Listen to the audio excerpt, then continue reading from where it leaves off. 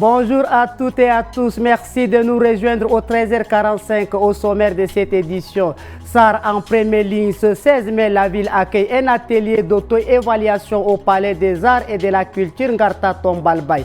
Objectif, renforcer le plan provincial d'éradication du ver de Guinée avec l'appui du Centre Carter et des autorités locales. Et dans l'actualité internationale de ce lundi, focus sur les nouvelles attaques survenues dans l'Ituri en République démocratique du Congo. Nous reviendrons également sur la polémique entourant le déplacement d'Ousmane Sonko, Premier ministre du Sénégal, au Burkina Faso. Tous les détails dans cette édition.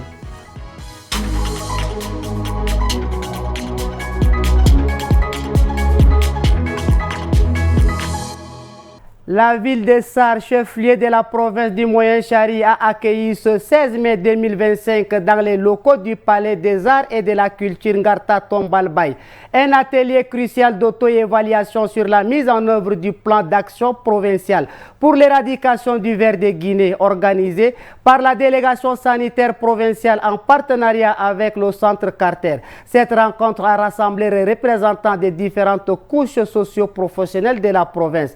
Reportage de Faral Brian Dokula. C'est un cap décisif. Cet atelier d'auto-évaluation vise à prendre le pouls des progrès réalisés, mais aussi à déceler les failles pour mieux avancer. En 2024, le Moyen-Chari a recensé 80 infections, dont 4 humaines. Aujourd'hui, aucun cas humain n'a été signalé, une lueur d'espoir renforcée par une vigilance accrue. C'est une avancée encourageante, mais qui doit nous pousser à redoubler la vigilance, notamment dans la détection et la surveillance communautaire. Mais le défi reste de taille. Dr Tingdibe Waku, coordonnateur national du programme d'éradication, invite la population à s'armer de discipline face aux mesures de prévention.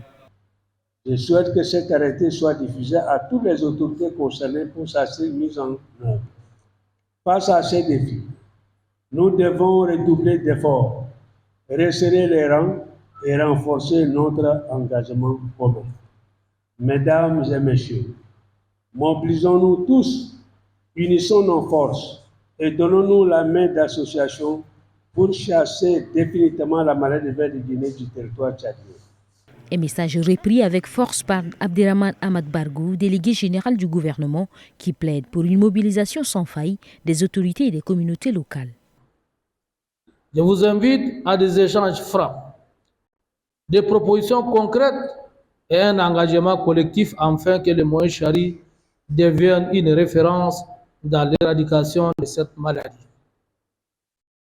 Je ne saurais terminer mon intervention sans exprimer la profonde gratitude de la province de Moyen-Chari au Centre Carter pour ses actions multiformes dans la lutte contre la maladie de ver de Guinée dans notre province. Cet atelier n'est pas qu'un simple bilan. C'est un pas de plus vers un objectif ambitieux, débarrasser le Moyen-Chari et le Tchad du ver de Guinée, une fois pour toutes.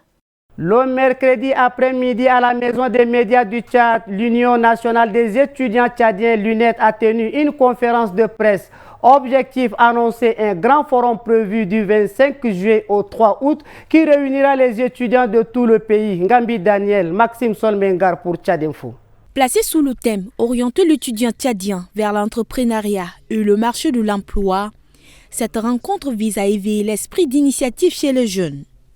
L'idée, les amener à créer leur propre emploi sans attendre l'État. Public, privé, au Tchad comme dans la diaspora, tous les étudiants sont concernés.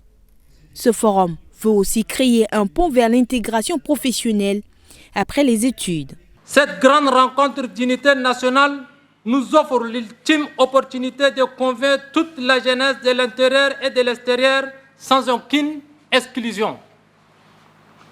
À l'instar des autres nations, le Tchad fait face au défi de la création d'emplois, de la précarité professionnelle et de l'absence de perspectives pour sa jeunesse. Il convient de rappeler que la situation de détresse de l'étudiant tchadien constitue une réelle problématique tant sociale que professionnelle. Ce forum, qui se tiendra du 25 juillet au 3 août 2025, est une première dans l'histoire des étudiants tchadiens. Plusieurs activités sont prévues pour marquer ce grand événement. Il y a des mois, à la suite d'une résolution adoptée lors d'une assemblée générale tenue le 22 mars, l'Ordre des avocats du Tchad a suspendu la participation des avocats aux audiences de la Cour suprême. Cette décision faisait suite à des dérives judiciaires constatées au sein de cette haute juridiction, selon l'Ordre. Lors d'un point de presse tenu ce samedi 17 mai 2025, les avocats décident de maintenir la suspension de leur activité, malgré une rencontre tripartite entre le ministère de la Justice, le président de la Cour suprême et l'Ordre des avocats du Tchad, au cours de laquelle des engagements avaient été pris. Selon eux, ces engagements n'ont pas été respectés. Suivez plutôt le président de l'Ordre des avocats du Tchad dans un extrait proposé par Mbaïlassem Emmanuel et Abakar Lambert. Les engagements pris ne seraient pas sincères. Pire, la Cour suprême a continué et continue à tenir des audiences et à rendre des décisions sans les avocats, alors que le ministère d'avocats est obligatoire à la dite Cour. Fort de tout cela, l'Assemblée générale avait décidé le 16 avril de maintenir la cessation d'activité à la Cour suprême, quand bien même une partie souhaitait que la cessation soit étendue à tous les actes judiciaires et au besoin à l'ensemble des juridictions pour exiger le respect du droit. À Doba, la morgue publique est à l'arrêt depuis 2 mois. En cause, un manque d'électricité qui paralyse totalement le service. Une situation qui oblige les familles à une inhumation précipitée ou se tourner vers des morgues privées. Souvent hors de prix sur place, la population s'inquiète. Tolobo Mbaïlassem. 9 casiers, tous vides. Pas de dépouille, pas de service. À Doba, la morgue publique est à l'arrêt depuis 2 mois. Pas faute de besoin, mais faute de courant. Les 3 groupes électrogènes de l'hôpital ne suffisent plus à alimenter l'ensemble du site. Résultat, porte close. Bon, la stratégie, on n'en a pas. S'il y a seulement le carburant, on va ouvrir, même si ça vient aujourd'hui en ville. On a les fournisseurs qui sont là, qui peuvent nous donner le carburant et on peut l'ouvrir le plus tôt que possible. Mais comme c'est une situation nationale, on ne peut rien faire et nous sommes obligés de regarder comme ça. Et les gens viennent souvent, mais on les oriente vers la morgue privée. Je ne sais pas dans quelles conditions les gens travaillent là-bas, mais certainement avec la chaleur, ça doit être un peu difficile. Sans morgue fonctionnelle, les familles n'ont que 2 options. Inhumer rapidement ou se tourner vers le privé à des coûts souvent inaccessibles. On avait amené un parent qui était décédé du village, on a ramené ici. Auparavant, c'était bien. Mais il s'avère que depuis 2 mois, la morgue ne fonctionne pas. Et quand on se renseigne, on dit que c'est question d'énergie, de carburant. Mais on ne peut pas comprendre que nous sommes là où les gens exploitent notre pétrole et puis on ne fonctionne pas parce qu'il n'y a pas de carburant. Pour rendre un dernier hommage à nos frères qui s'en vont, il faut les mettre quand même dans une chambre froide là. Mais on vient, on dit qu'il n'y a pas de carburant. Et quand on regarde, c'est un peu partout. Donc c'est difficile à gérer, mais qu'est-ce qu'on... La morgue construite en 2020 ne desservait pas que Doba. Elle accueillait aussi les dépouilles venues du Mandoul voisin. Les principales nouvelles de l'actualité internationale vous sont présentées par Habiba Anguini. Des combats ont éclaté ce dimanche 18 mai au matin aux abords de Niamamba, une localité située sur les rives du lac Albert à une 60aine de kilomètres de Bunia, dans la province de l'Uturi. L'armée congolaise affirme avoir repris le contrôle de la situation, mais elle est confrontée depuis 4 jours à une série d'attaques dans la région.